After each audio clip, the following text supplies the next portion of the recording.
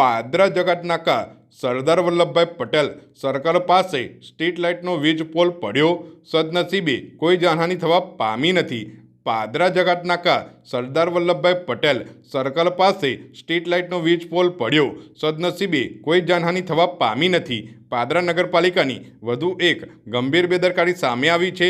વાહન ચાલકો અને રાહદારીઓથી ધમધમતા રોડ ઉપર સ્ટ્રીટ લાઇટનો લોખંડનો થાંભલો અચાનક રોડ પર પડ્યો, સદનસીબે કોઈ જાનહાનિ થઈ નથી। પરંતુ જો આ ઘટના રાત્રિના સમયે બની હોત તો અહીં ગણેશ આગમન જોવા માટે મોટી સંખ્યામાં લોકો આવતા હોય છે, જેથી કોઈ મોટી જાનહાનિ થાય તો જવાબદાર કોણ?